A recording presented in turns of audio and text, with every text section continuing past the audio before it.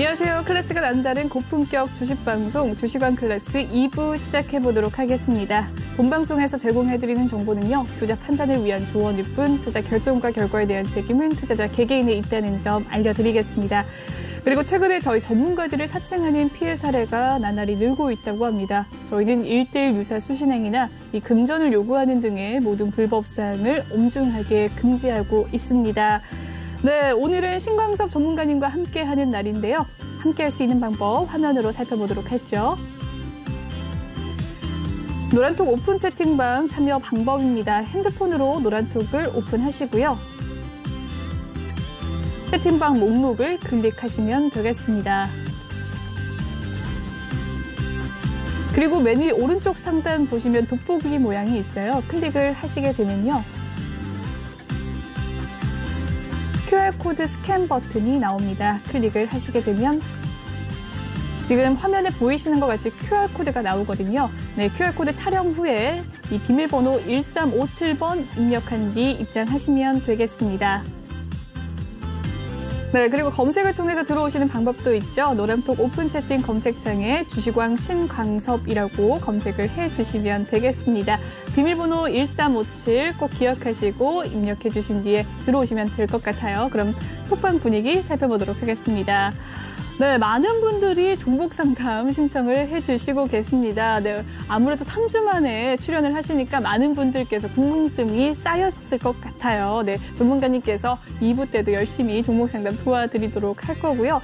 아까 위쪽으로 살펴보시면 이 자사주에 대한 궁금증이 있었습니다. 네, 자사주 매입하면 주식은 다 오르나요? 궁금합니다라고 이헌님께서 남겨주셨는데요. 전문가님 어떻게 보시나요? 네. 이 자사주를 매입하면 다 오르는 걸까요? 일단은 저는 어떤 개별적인 어떤 얘기에 너무 그렇게 의미를 두지 않으셨으면 좋겠어요. 가장 큰 전제 조건으로. 그러니까 외국인이 사면 오르나요? 뭐 외국인이 팔면 내려가나요? 그러니까 외국인은 사고 기관이 팔면 주식은 내려갈까요? 올라갈까요? 개인이 사면 그럼 주식은 안 올라가나요? 얼마나 사는지가 중요한 것 같습니다. 네, 그러니까 일단은 저 자사주 같은 경우도 자사주를 산다라는 의미 자체가 회사에서 왜 사느냐, 자사주를. 그 이유도 되게 중요하겠죠. 그러니까 주가가 급락하고 있어서 그걸 방어하려고 사는 거냐, 아니면은 그냥 주가가 회사에서 생각할 때 지금 평상시에 지금 가격이 너무 내가 생각할 때 저평가인 것 같아서 그냥 자사주를 사려고 하는 거냐, 아니면 주주들의 이익을 위해서 자사주를 사서 소각하려고 사는 거냐, 도대체 사려고 하는 목적이 뭐냐라는 부분에 대해서도 좀 볼 필요가 있어요. 그러니까 예전에 한스바이오메드 같은 경우는 그 어떤 회사의 문제가 터지면서 주가가 급락을 하니까 대주주가 자사주를 매입을 했거든요. 자기 개인 사비로 인해서. 근데 그 주가의 하락을 막지 못했어요. 막지 못했고. 그리고 이제 어떤 회사는 그냥 공개적으로 자사주를 사서 소각을 한다라고 하니까 또 이제 회사 갖고 있는 주주들은 좋을 거 아니에요. 그러니까 그렇죠. 그 자사주를 사서 소각을 한다고 하니까 그만큼 이제 기존 주주들한테는 이익이 되니까 또 주가는 좀 그만큼 또 올라가긴 하겠죠, 일시적으로. 근데 이제 지금 말씀하시는 저 분 같은 경우 밑에 보면 동구바이오제약이나 미래에셋증권이 이제 자사주를 매입한다는데 안 오르네요, 이렇게 지금 말씀을 하시는데. 네, 맞습니다. 그 두 회사 같은 경우는 크게 그렇게 의미는 없이 그냥 주가가 본인들이 생각하는 것보다 너무 싼 거예요. 그러니까 그냥 사는 거죠, 본인들이. 예, 미리 사놓는 거죠. 그러니까 근데 이제 이거를 살 때 그럼 주가가 왜 안 오르냐? 왜 안 오르냐? 이현님께서도 주식을 살 때 막 주가를 끌어올리면서 사지 않잖아요. 싸게 사고 싶겠죠. 싸게 사고 싶겠죠. 자사주도 똑같아요. 예, 자사주도 우리 회사 주식이라고 해서 내가 살 때 그 종목을 막 비싸게 사느냐? 그렇지가 않고요. 자사주를 회사에서 사느냐? 그렇지 않아요. 그러니까 저 자사주를 살 때 증권사에다가 이제 맡기죠. 저걸 사달라고. 예, 맡기면 그 회사에서 그 상황을 보면서 사죠. 그러면 증권사에서 그 주식을 살 때, 자사주를 살 때 사는 방법은 그냥 비싸게도 아니라 뭐 싸게도 아니라 그냥 일반인들 사는 것처럼 잘 사줘야 될 거 아니에요. 그러니까 주가를 막 올리면서 사지 않겠죠. 근데 자사주를 산다라고 하는 것 자체는 어떻게 보면 이게 부정적이냐 긍정적이냐라고 보면 이제 부정적이기보다는 긍정적인 요소로 작용을 하겠죠. 지금 회사에서 판단했을 때 지금 현재의 주가가 굉장히 좀 저평가돼 있다라고 생각을 하니까 자사주를 사는 거고요. 결과적으로는 자사주를 소각한다, 그러니까 자사주를 매각한다, 자사주를 매입한다, 이 어떤 회사가 우리는 자사주를 매각합니다라고 하면 당연히 주가에는 좋지 않은 어떤 이슈예요. 그러니까 단기간에 급등한 종목들이 대주주가 그 뭐 테마주에 그런 거 많죠. 테마주에 대선 테마주 이런 거. 그러니까 막 단기간에 급등하면 대주주가 갖고 있는 물량을 매각하거나 이렇게 해버리죠. 그래서 예전에 블록딜을 한다 이렇게 했을 때 또 주가가 막 급하게 떨어지고 이런 부분이 나왔잖아요. 이거는 반대로 매입을 한다, 산다라고 하는 거는 어쨌든 간에 주가에는 긍정적인 어떤 요소로 작용을 하죠. 다만 주가가 그걸로 해서 올라간다, 단기간에 올라간다 이런 것보다는 그냥 회사에서 지금 현재 주가의 상황을 좀 저평가라고 보고 있구나. 그러니까 회사에서도 사니까 나도 뭐 조금 살 수 있고 또 이제 내가 이걸 가지고 있으면 이거 회사에서도 이거를 싸다고 생각하고 사는 그 가격대까지 있으니까 내가 그렇게 지금 갖고 있는 게 뭐 나쁘진 않다. 그냥 이렇게 좀 긍정적으로 생각하실 부분의 내용인 것 같습니다. 근데 그걸로 인해서 막 오르락내리락하고 급변동이 나오지 않는다고 해서 왜 자사주를 사는데 오르지 않나요? 라고 질문을 하실 필요는 사실 없다고 봅니다. 네네네.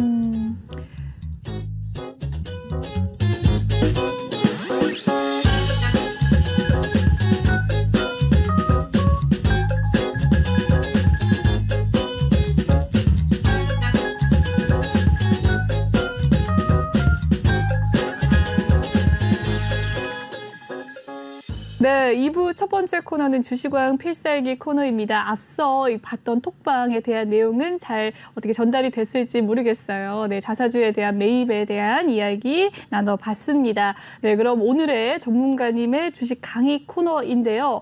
오늘 글로벌 이슈에 대한 이야기 나눠보겠습니다. 신광석 전문가님의 글로벌 핫 이슈 어떤 내용일까요? 네, 일단은 또 이제 지난주의 상황과 이번 주의 상황 그리고 이제 앞으로의 상황이나 이런 부분에 대해서 그냥 한번 좀 짚어가면서 일단은 뭐 종목도 종목이지만 일단은 전반적인 시장의 분위기가 어떤지를 좀 알고선 이제 매매를 하셔야 되는데 일단은 그 어떤 종목의 어떤 그 개별적인 어떤 나무만 보기보다는 전체적으로 내가 지금 지나고 있는 이런 분위기가 어떤 분위기인지 그런 거를 조금 먼저 알고 그거에 맞게 매매를 하시는 습관이 좀 필요해요. 그래서 전반적인 어떤 시황이라든지 그런 부분이 사실 개별적인 어떤 종목보다는 사실 더 중요하기 때문에 그런 부분의 얘기들을 조금 체크하면서 하실 필요가 좀 있고요. 일단 차트를 한번 보시면은 일단 지난주에 이제 주식 시장은 금요일 날까지의 시장은 굉장히 흐름이 좋았어요. 그러니까 미국 시장은 소매 판매가 좀 긍정적으로 나오고 그리고 이제 기업들의 3분기 예상 실적이 조금 생각보다 예상치를 웃돌면서 좀 이제 시장이 좀 상승하는 모습이 보여졌거든요. 그러니까 다우지수 같은 경우는 한 1% 정도 상승했고요. 네. 나스닥 같은 경우 0.5% 정도 상승했고 S&P 500 같은 경우 0.75% 정도 상승했는데 일단 미국 증시의 어떤 모양 자체는 우리나라의 증시보다는 조금 약간 강한 모습을 보여주고 있고 아직까지는 뭐 크게 그렇게 뭐 위험하다라는 부분들이 사실 보여지진 않고는 있어요. 그러니까 결과적으로 뉴스나 이런 부분에서는 굉장히 막 이런저런 얘기가 많이 있지만 어떤 결과론적인 측면의 어떤 주식의 어떤 흐름 자체는 크게 그렇게 문제는 없어 보인다 이렇게 보여지고요. 일단 소매 판매 지수가 발표가 됐는데 9월 소매 판매가 시장의 예상치는 사실 마이너스 0.2% 정도가 나올 줄 알았는데 네. 수치를 보니까 0.7% 플러스 0.7%로 나오면서 약간 깜짝 증가가 나왔죠. 깜짝 증가가 나오면서 아직 소매 판매가 굉장히 강하구나. 그러니까 사람들이 아직까지 소비하는 어떤 부분에 대해서 이 소매 판매가 왜 중요하냐면 GDP에 이 소매 판매가 한 60% 70%를 차지하기 때문에 네. 이 소매 판매가 좋게 나오면 GDP나 어떤 성장률이나 이런 부분도 경제 성장률을 그런 거 어떤 측도를 이렇게 볼 때, 네. 예, 측정할 때 이제 GDP의 어떤 성장 이런 부분이 중요하기 때문에 거기에 이제 한 70% 정도 영향을 미치는 이 소매 판매가 사실 굉장히 좀 중요하죠. 그러니까 일단 소매 판매나 이런 부분들이 굉장히 좋게 나왔고 작년 9월 대비로는 사실 이게 1년치 Y 대 Y로 보면은 한 작년보다 한 14% 정도 증가한 수치거든요. 그러니까 일단 작년보다도 훨씬 더 많은 어떤 부분의 소매 판매가 뭐 수치로 나왔고요. 예, 다만 이제 뭐 10월 달에 이제 엠파이어 스테이트 제조업 지수라든지 아니면 소비자 심리 지수, 태도 지수는 조금 이제 예상치보다 안 좋게 나왔죠. 그러니까 이제 그 10월 달에 어떤 소비자의 심리라든지 제조업의 어떤 그런 부분들은 조금 수치가 조금 안 좋게 나왔는데 그러면서 지금 현재 시장의 화두는 사실 인플레이션이죠. 인플레이션인데요. 일단 한번 볼까요? 일단 보시면 네. 유가 같은 경우가 지금 $80를 넘어서 지금 이게 유가 차트거든요. 유가 차트인데 네. 계속적으로 지금 계속 올라가고 있어요. 그러니까 이게 지금 이 유가가 상승하는 이 부분 때문에 앞전에도 이제 유가가 마이너스를 찍고 나서 계속 올라오다가 조금 이제 조정을 받는 모습이 나왔었는데 그리고 나서 지금 상승을 하고 있고요. 구리 가격이 지금 최근 들어서 이렇게 급등을 하는 모습이 네. 보여지고 있거든요. 그래서 약간 이렇게 구리 가격이 갑자기 며칠 전부터 이렇게 급등을 하길래 아 이게 구리 관련주나 이런 부분들도 괜찮겠다 싶었지만 사실 그 종목은 일시적인 거예요. 일시적인 거. 그러니까 이 구리 가격이 이렇게 올라간다고 해서 우리나라의 구리 관련된 종목들 뭐 황금 ST라든지 뭐 고려아연이라든지 뭐 이런 어떤 관련된 종목들이 움직이는 거는 사실 좀 일시적일 수 있고요. 그냥 이런 부분을 보면서 움직이는 건데 근데 이 인플레이션이 이제 시장에 계속적으로 좀 부담을 주고 있어요. 시장에 계속적으로 부담을 주고 있고요. 네. 근데 이 인플레이션이 이제 파월은 이제 일시적일 거다라고 이제 예전에 계속 얘기를 했었는데 이게 지금 일시적이 아닌 게 됐죠. 그러니까 일시적이라고 얘기를 했다가 아 일시적으로 인플레이션이 나오는 게 좀 길어질 수 있다라고 했는데 다시 이제 지난번에 나와서 내년까지도 이어질 수 있다 이렇게 얘기를 했으니까 네. 내년까지 인플레이션이 계속적으로 이렇게 수치가 높게 나오는 게 일시적인 건 아니잖아요. 그러니까 그렇죠. 이제 좀 인플레이션이 좀 한 1, 2년 동안 계속적으로 이어질 수 있다라고 좀 생각을 하는데 이 인플레이션의 원인이 사실 그 공급망의 병목 현상 때문에 좀 나오는 경우가 많죠. 요즘에 아마 느끼실 거예요. 그러니까 각자 이제 취미 활동을 하고 어떤 장비들을 살 때 장비가 없어요. 그러니까 예를 들어 뭐 무슨 뭐 골프채를 산다. 네. 이러면 골프채가 지금 없어요. 품절이 안 들어와요. 한 2달 기다려야 돼요. 뭐 퍼터 하나를 사는데도 그렇고, 예, 이틀도 그렇고요. 네. 예. 그리고 또 자전거를 타시는 분들도 자전거를 사려면 자전거가 없어요.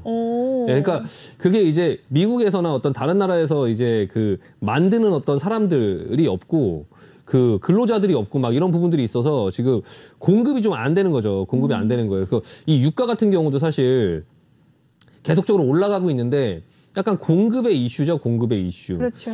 근데 이게 좀 저는 결론적으로만 말씀드리면 좀 해결되지 않을까 싶어요. 그러니까 해결되지 않을까. 왜냐하면 시장의 원리상 이제 가격이 비싸진다.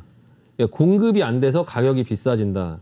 그러면 사람들이 공급하는 사람들은 물량을 늘리겠죠. 많이 늘려야 많이 팔고 비싼 가격에 많이 팔려고 하겠죠. 이게 네. 이제 기본적인 어떤 시장의 원리거든요. 네. 근데 가격이 비싸다고 해서 물건을 조금 팔려고 하지 않겠죠. 가격이 보통 이제 공급자 측면에서 보면 가격이 비쌀 때 최대한 많이 팔고 싶겠죠. 예. 그렇죠. 그 이익을 최대화하고 싶겠죠. 극대화하고 싶겠죠. 그러니까 가스 가격이 비싸지니까 푸틴이 나와서 얘기를 했죠. 가스 공급을 늘리겠다. 가격이 비싸니까. 네. 그때 많이 팔아야. 근데 그게 결과적으로 가격을 낮추는 효과가 되긴 하겠지만 네. 어쨌든 이 공급의 부족으로 인한 이 인플레이션의 이슈는 이 공급망이 풀리면서 해결이 될 것 같다라고 생각을 해요. 제 개인적인 생각은. 그래서 네. 만약에 이게 공급망의 이슈로만 어떤 병목 현상만으로만 인플레이션 지금 이게 비싸진다라고 하면 저는 파월의 입장처럼 이거는 일시적일 거다라고 생각을 해요. 다만 이 공급의 이 정체가 시간이 조금 길어지면서 뭐 시간이 걸릴 수는 있지만 결국에 해결 못할 이슈는 아니다라고 생각을 하는 거죠. 다만 이제 기대 인플레이션을 약간 조금 걱정하고는 있어요. 그러니까 이 공급망의 이슈 때문에 인플레이션이 길어지면 약간 기대 인플레이션이 이제 높아지면서 여기에 베팅을 하는 어떤 자금들이 들어오기 시작하면 네. 약간 이게 이 부분을 죽이려고 또 어떤 대책을 내놔야 되는, 이 대책이라고 하는 건 가장 이제 흔히 알고 있는 게 금리 인상이죠. 금리 인상. 이제 그런 부분 때문에 파월이 조금 우려를 하고 있고, 그래서 지난번 FOMC 회의 때도 파월이 얘기를 했죠. 만약에 시장이 이 경고를 한 거죠. 그러니까 지금 인플레이션이 길어지고 있는 것들은 해결이 될 거다. 다만 이제 기대 인플레이션이 높아지는 모습이 보이면 나는 언제든지 단호하게 대처를 할 거다. 이렇게 얘기를 했거든요. 네. 그러니까 그 부분이 이제 그 시장에 이제 이 인플레이션에 배팅 들어오는 게 보이면 내가 그 부분을 제재를 하겠다. 이렇게 이제 얘기를 해놓은 상황이어서 좀 어떻게 보면 약간 통제는 잘 되고 있어 보이거든요. 그래서 저는 이 인플레이션으로 인해서 결국에 시장이 막 여러 사람들이 걱정하는 것처럼 그렇게 막 무슨 스태그플레이션이라든지 막 1970년대 막 네. 이런 얘기를 한다든지 그거는 좀 맞지 않다라고 생각하고 저는 결과적으로 시장을 좀 약간 긍정적으로 봐요. 다만 그 중간중간에 이런 이슈들로 인해서 시장이 계속적으로 언제든지 조정은 나올 수 있고 그 조정이 나올 때 현금이 있으면 그 기회를 잡을 수 있으니 그 항상 포트를 조금 항상 좀 그런 부분들을 잘 챙겨가면서 항상 대비를 하면서 가자라는 말씀을 계속적으로 드리고 있고요. 지금 이제 수치로 보면은 기대 인플레이션이 지금 한 4.8% 정도까지 상승을 했거든요. 그리고 이제 그 기대 인플레이션이나 이런 부분들 때문에 지금 금리 선물 시장을 보면 이제 금리를 내년 9월에 금리를 인상할 거다라고 시장에서 생각하는 게 지금 74.8% 정도를 네. 반영을 했다고 하더라고요. 금리 선물 시장에서. 네. 원래는 어떻게 했었나요? 원래는 테이퍼링을 하고 나서 2023년, 2024년 이때 금리 인상을 할 거다라고 시장에서 알고 있었죠. 근데 지금 현재 상황으로 보면 이제 2022년 9월 달에 금리 인상을 시작할 거다라고 보는 시각이 74.8%라는 거죠. 그러니까 그 테이퍼링이 이제 11월 2일, 3일 날 테이퍼링에 대한 어떤 스케줄이 나오면은 테이퍼링에 대한 어떤 속도와 그리고 금리 인상을 언제부터 시작할 거냐라는 어떤 부분에 대한 힌트를 그 FOMC 회의에서 찾으려고 사람들이 많이 노력을 할 거예요. 그러니까 그 부분에서 시장에서 예상하고 있는 거는 테이퍼링은 이제 150억 불씩 줄이면서 한 8개월 정도를 해서 8개월 정도를 해서 그럼 1,200불이죠. 그러니까 한 7월 달 정도에 끝내지 않을까. FOMC 회의가 있는 7월 달 그러니까 8월 달에 FOMC 회의가 없고 9월 달에 FOMC 회의가 있기 때문에 내년 이제 한 중반 정도에 끝낸다고 했으니까 한 7월 정도를 시장에서 생각을 하고 있고요. 근데 9월 달에 금리 인상을 하면 2개월이 남은 거잖아요. 2개월. 근데 제 생각에는 그때는 못할 것 같아요. 9월 달에는 지금 9월 달에 할 확률이 지금 74.8% 반영돼 있다고는 하지만 그 상황은 지금 현재 이제 시각에서 얘기를 하는 거고요. 그때가 되면 또 상황이 달라질 거예요. 달라질 거고 그 이후에 하겠죠. 그래서 이 부분의 어떤 전망이라든지 이런 어떤 기사로 인해서 너무 무서워할 필요는 없다. 이 상황은 계속 바뀐다. 계속 바뀌고 제 생각에는 지금 현재 시장에 생각하는 것처럼 9월 달에 금리 인상을 시작한다. 이거는 사실 조금 아닐 거다라고 생각을 하고요. 일단은 지금 현재 시장에서는 이제 그 인플레이션 그 부분을 이제 조금 약간 무서워하면서 또 인플레이션을 잡으려고 하다 보면 너무 섣부르게 대응하면 시장이 급격하게 식어버릴까 봐 약간 그 부분을 좀 같이 우려하면서 국채금리도 왔다 갔다 하는 거거든요. 그러니까 인플레이션이 지수가 높게 나와도 국채금리가 하락해요. 인플레이션이 한 단계를 더 생각하는 거죠. 인플레이션이 높게 나오면 금리가 올라가야 정상인데 인플레이션이 높게 나오면 시장이 금리를 상승시키면서 시장이 하락할 것 같으니까 국채금리가 내려가 버리는 거예요. 반대로. 그러니까 미리 반영을 하는 거죠. 약간 그러면서 국채금리 자체도 지금 이 시장의 인플레이션이라든지 막 이런 어떤 지표들이 나올 때마다 방향성을 못 잡고 계속 왔다 갔다 하는 어떤 모습들이 보여지고 있죠. 결론은 아직까지 이 시장에서는 누구도 이 인플레이션이 일어날 거다. 그걸로 인해서 금리가 빨라질 거다. 뭐 이런 거에 대한 어떤 이 툴 자체가 명확하게 아직까지 나와 있는 게 없어요. 그러니까 그걸 가지고 너무 우리가 아무도 지금 그걸 모르는 상황 속에서 국채금리 자체도 지금 왔다 갔다 하고 있는 그런 와중 속에서 너무 그거에 대한 어떤 뉴스들을 보면서 이럴 거다 저럴 거다 하면서 겁을 먹고 막 하기보다는 그냥 내 포트를 조금 이렇게 돼도 뭐 대응을 할 수 있고 저렇게 돼도 대응을 할 수 있도록 중간에 어떤 일이 생겨도 좀 약간 대응을 할 수 있도록 조금 준비를 미리 해놓자라는 말씀을 좀 드리고 싶고요. 일단은 저는 하지만 결론은 시장은 쉽게 무너지지 않는다. 그런 인플레이션으로 인해서 뭐 스태그플레이션이 오고 이런 얘기는 맞지 않는다. 시장은 잘 가고 있고요. 지금 잘 가고 있고 네. 소매 판매 지수나 이런 부분들을 보면 이 수요는 굉장히 높다. 그리고 물가가 비싸게 나와도 지금 그것들을 사고 있어요. 사고 있다. 살 돈이 있다. 그리고 가계에 부채가 많다. 막 이러지만 근데 반대로 가계에 저축한 금액도 굉장히 많아요. 지금 가계의 저축률도 굉장히 높고 그 부분들이 그러니까 소비라든지 이런 부분들이 시간이 지나면서 분명히 이 코로나가 어떤 부분이 좀 해결이 되면 그리고 공급망의 이슈나 이런 부분들이 해결이 돼서 물건이 나오기 시작하면 그 저축했던 많은 돈들이 시장에 흘러나오면서 분명히 경제 상황들은 나아질 거다라고 저는 긍정적으로 보고 있어요. 보고 있고 이번 주에 어떤 미국 증시의 상황에 따라서 또 우리나라 시장이 움직이긴 하겠지만 이번 주에 뉴욕 증시 같은 경우는 기업 실적 발표나 이런 거에 조금 많이 좌우될 듯 하고요. 일단 실적 발표는 시장의 기대치나 이런 부분에 눈높이가 굉장히 낮기 때문에 예상했던 것보다 실적들이 좀 좋을 가능성이 높고 이 실적 발표가 시장에는 굉장히 좀 약간 긍정적인 요소를 미칠 확률이 많아요. 그래서 약간 긍정적으로 볼 필요가 있고요. 이번 주에 이제 뭐 넷플릭스라든지 주목해봐야 할 만한 회사는 이제 내일 뭐 넷플릭스, 내일 모레 인텔, 테슬라, 그리고 이제 그 다음날에 아메리칸 익스프레스 이런 어떤 카드 사용하는 카드의 어떤 회사 이런 회사들이 발표가 있는데요. 일단은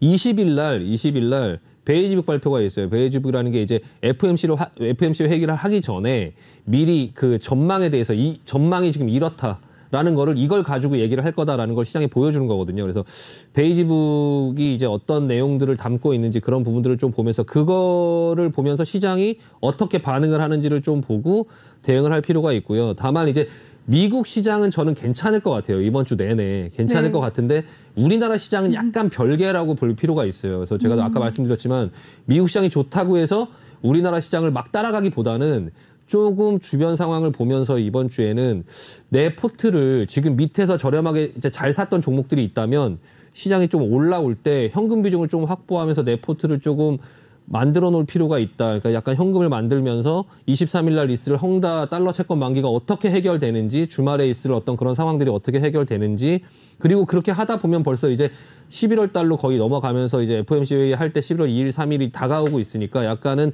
이번 주부터는 조금 주가가 반등이 나올 때 현금을 조금 마련하면서 한 20-30%라도 좀 현금 확보하고 기존에 갖고 있는 종목들 좀 관리하는 어떤 측면으로 보자라고 말씀드리고 마무리하겠습니다. 네, 신광섭의 글로벌 경제 핫 이슈 잘 들어봤습니다. 네, 다음 코너 한번 넘어가 보도록 할게요.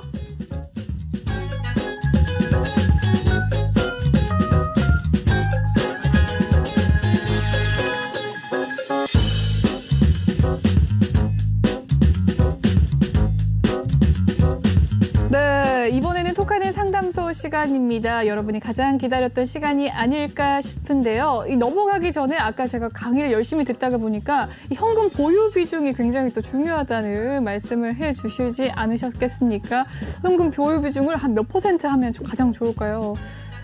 네, 지금 이제 본인의 어떤 경험이라든지 네. 본인이 사용하는 방법에 따라 좀 다를 수 있어요. 근데 일반적인 이제 분이라고 치면, 그러니까 그러니까 현금을 사용하는 방법이라고 하는 거는 이제 뭐 여러 가지 것들이 있죠. 뭐 이렇게 반대로 해지를 거는 것도 있고, 뭐 CFD 계좌를 이용하는 경우도 있고, 그러니까 그런 거를 다 제외하고 그냥 일반적인 그냥 상황으로 그냥 개인 투자분들의 어떤 상황으로 본다면 지금 상황에서 적정 수준은 그래도 이제 이번 주 말이 되기 전까지 한 최소한 20% 정도는 현금으로 조금 마련을 하려고 노력을 하시는 게 좋고요. 한 10% 정도는 지금 시장에서는 항상 갖고 있어야 돼요. 그러니까 예비로. 그러니까 주식 시장에서 항상 100% 주식을 다 갖고 있는 게 아니거든요.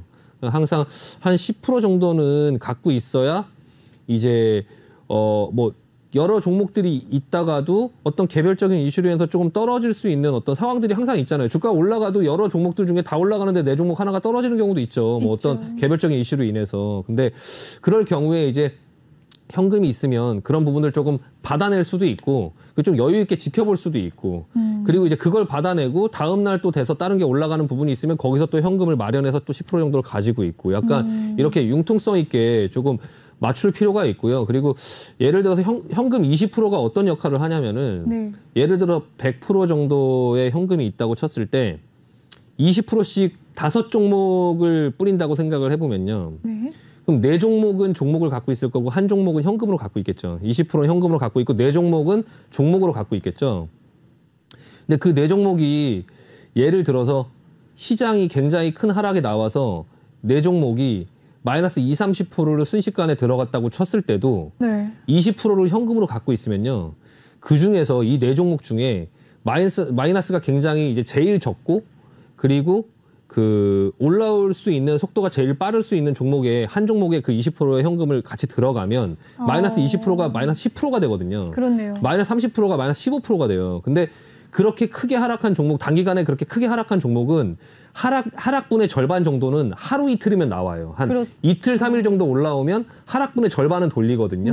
그럼 거기서 빠져나올 수 있으면 현금이 40%가 돼요. 그 다음부터 다른 종목들 살리는 건 일도 아니에요. 그러니까 항상 어떤 예비를 위해서라도 10%, 20% 정도는 현금을 항상 가지고 있고 그리고 여러 종목들, 그러니까 그 부분을 조금 그냥 10%, 20%다 이렇게 딱 생각하기보다는 여러 종목들이 있으면 최소 한 종목만큼은 현금을 갖고 있어야 돼요. 그러니까 어떤 종목은 뭐 30% 들어가 있을 수도 있고 20% 들어가 있을 10% 들어가 있을 수도 있고 이런 상황 속에 있다면 네. 그래도 한 종목 정도의 그 배분을 했던 어떤 현금 정도는 조금 가지고 있는 습관이 좋고요. 지금 같은 경우는 이제 시장이 조금 여기서 강하게 계속적으로 올라간다라고 하기보다는 조금 올라왔다가 지지부진할 확률이 많아요. 그러니까 일단은 현금은 어느 정도 조금 확보를 하자. 다만 저는 지수는 괜찮을 것 같다. 그러니까 결과적으로는 괜찮을 것 같다. 그러니까 무리하게 현금을 마이너스에서 막 꺼낼 필요는 없으니까 한 20%에서 한 30% 정도 마련할 수 있다면 그 정도의 현금을 갖고 있으면 좀 마음 편안하게 볼 수 있지 않을까.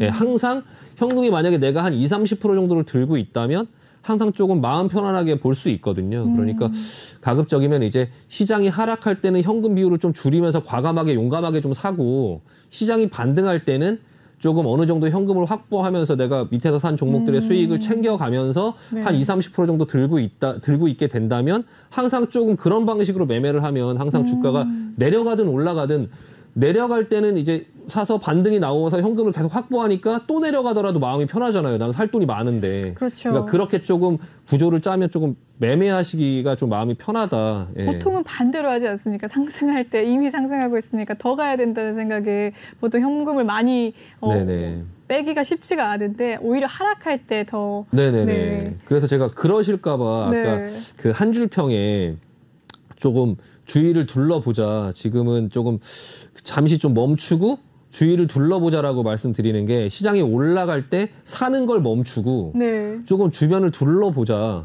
내가 내 계좌도 좀 둘러보고 그리고 이제 올라와서 수익이 되는 것들은 좀 현금을 챙기면서 현금을 좀 마련해 놓으면 그래서 시장이 혹시라도 어떤 부분 때문에 조금 흔들린다라고 하면 조금 그때 밑에서 조금 과감하게 살 수 있으니까. 네. 근데 다만 그걸 살 수 있는 이유는 전제의 조건은 저는 이제 시장이 괜찮다고 보기 때문에 시장이 내려오면 거기서 용감하게 살 수 있는 현금이 있다면 용감하게 사고 그리고 나서 좀 지켜보면 시장은 갈 거다라고 보기 때문에 그런 기회를 잡으려면 지금 현금 비중이나 이런 부분들 좀 잘 조절하면서 하자라고 말씀드리고 싶어요. 네.